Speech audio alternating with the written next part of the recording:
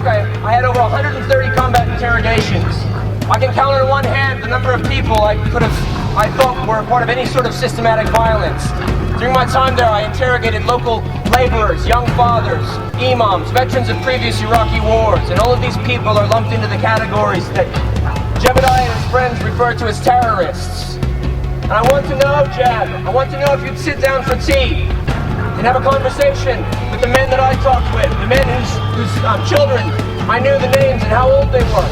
If you'd sit down with their wives, if you would still feel that your big ideas are as valuable as you espouse from a desk. Jeb Bush! Terrorist! Jeb Bush! Terrorist! Jeb Bush! Terrorist! Jeb Bush! Terrorist! Jeb Bush! Terrorist! Jeb Bush! Terrorist! Jeb Bush! Terrorist! Jeb Bush! Terrorist! Jeb Bush! Terrorist! Jeb Bush! Terrorist! Jeb Bush! Terrorist! Jeb Bush!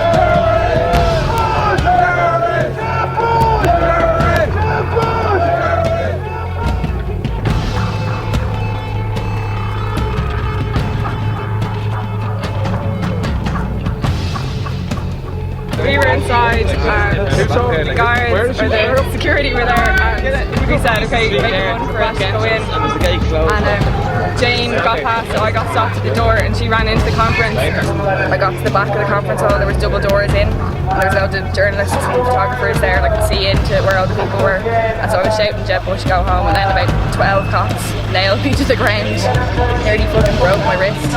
And one of them called me a brainless cunt and said he'd put me in the bin if I didn't shut up and all this stuff. I got his name. Detective Sergeant Harty from Harcourt Street Garda Station. And they were going to arrest me, but then they let me go with a caution.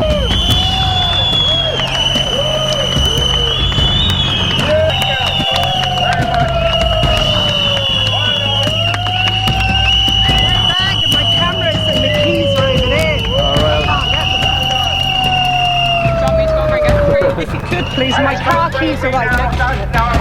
Thank you. One of our mates got in. I want to know if you'd sit down with me sometime and have a conversation about what I witnessed. I want to know if you would sit down with my friends suffering from post-traumatic stress disorder for what they witnessed and what they conducted. If you talk to the men who in the dead of winter had water poured on top of them and put in front of air conditioner units, put on the verge of hypothermia. I want to know if you'd ask your brother, if you would ask him, how does he pray to God with the same mouth he uses to tell the world that we don't torture? Well, my name is Joshua Castile, and I served as an army interrogator and Arabic linguist at Abu Ghraib prison in Baghdad from June of 2004 to January of 2005. And I'm here to assist the Irish anti-war movement in raising awareness regarding the annual day of protest for September 23rd. Before I went to Iraq, I had applied to become a chaplain. I had applied to seminary so that I could become a non-combatant, but I was deployed 40 days after I graduated from the interrogator or from language school. I would want to ask him about my students at the University of Iowa, whom I teach.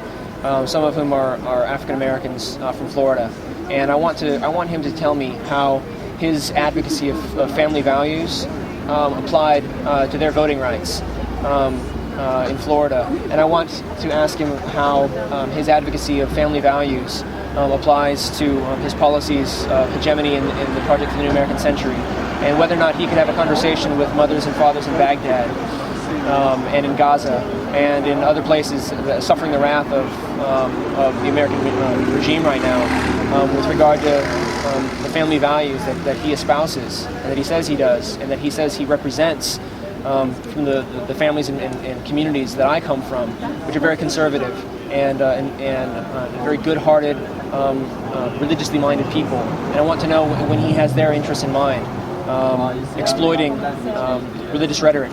Well, I worked very closely with both the Catholic Worker and the Catholic Peace Fellowship back in the States. And I had a conversation with Father Daniel Berrigan in Indiana once, and we were talking about what's the best way to go about, on the one hand, showing respect to authority, but having an allegiance ultimately to truth. And he said that we have one posture towards political authority, and any time that a political authority is not an administrator of justice, we have to resist, and we have to be creative. and resistance is a part of any person who believes in something called justice to engage in. That can be done in a loving fashion, but it has to be done.